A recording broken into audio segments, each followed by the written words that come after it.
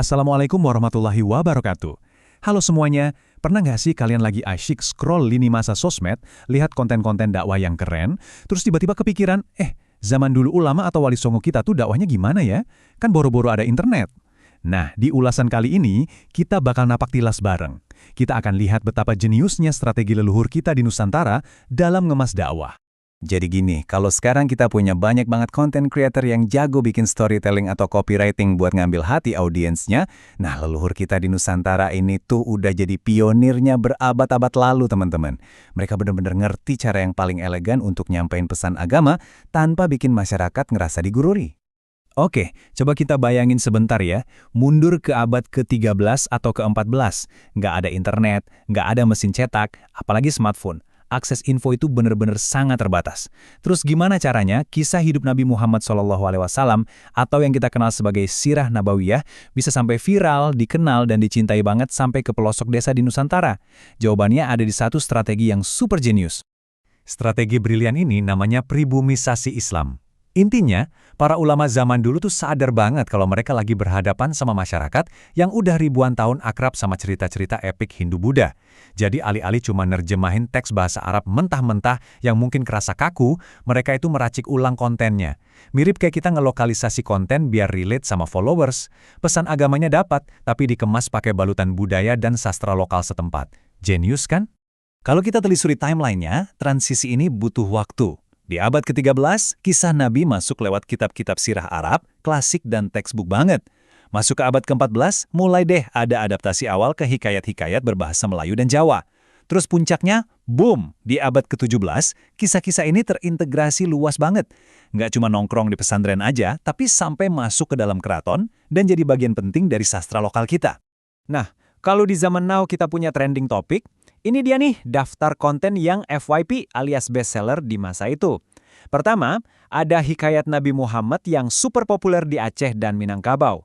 Terus ada hikayat Mi'raj Nabi yang visualisasi surga dan nerakanya itu detail abis. Dan ini sering banget dibacain pas pengajian malam.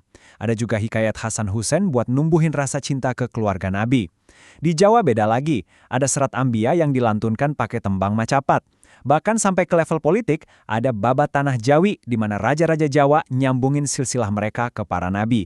Bener-bener mahakarya content creation masa lalu. Tapi yang bikin geleng-geleng kepala tuh kontrasnya. Sirah klasik versi Timur Tengah itu sifatnya historiografis banget. Benar-benar urut secara kronologis faktual dan setting geografisnya ya gurun pasir Arab.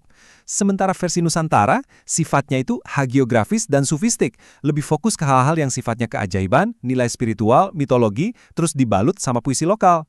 Terus apakah ulama kita lagi ngarang bebas atau malsuin sejarah? Wah jelas enggak dong. Mereka sama sekali nggak lagi memalsukan sejarah, tapi lagi ngelakuin penyesuaian audiens tingkat dewa.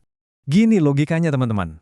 Di Timur Tengah klasik, audiens utama mereka itu para ahli hukum yang butuh data sejarah ketat buat nentuin hukum fikih.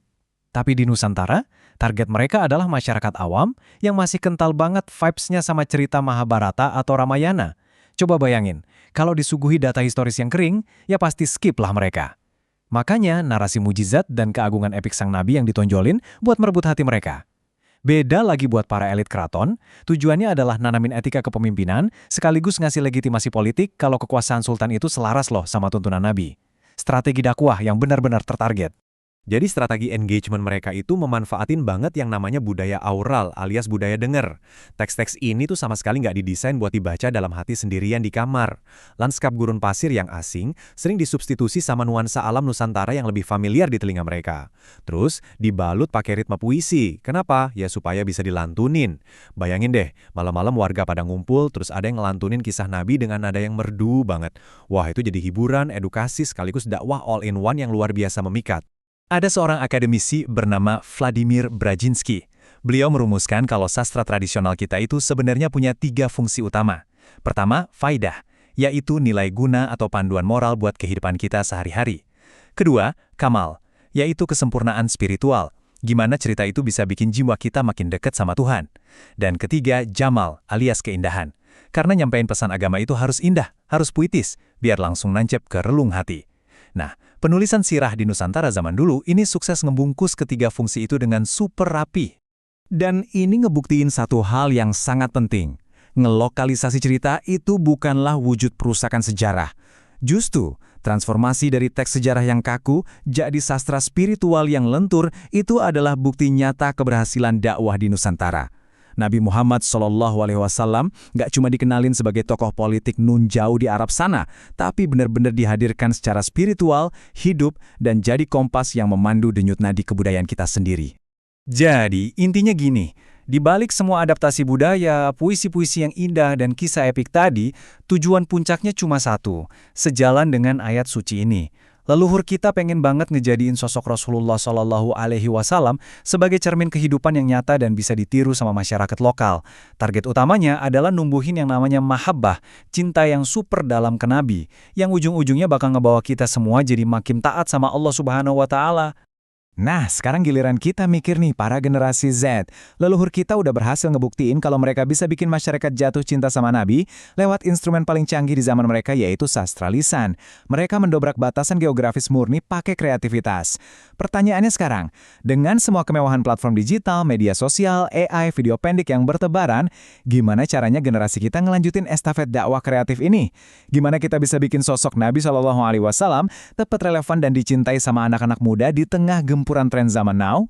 Pertanyaan barusan sengaja saya tinggalin ya, biar jadi PR buat kita semua renungin. Makasih banyak udah nemenin saya nyusurin sejarah keren ini dari awal sampai akhir. Semoga ulasan ini nggak cuma nambah wawasan kalian, tapi juga ikut ngebakar semangat kita buat terus kreatif dalam nyebarin kebaikan dan cinta buat Rasulullah SAW. Saya pamit undur diri dulu, sampai ketemu di pembahasan seru selanjutnya. Tetap semangat berkarya, dan wassalamualaikum warahmatullahi wabarakatuh.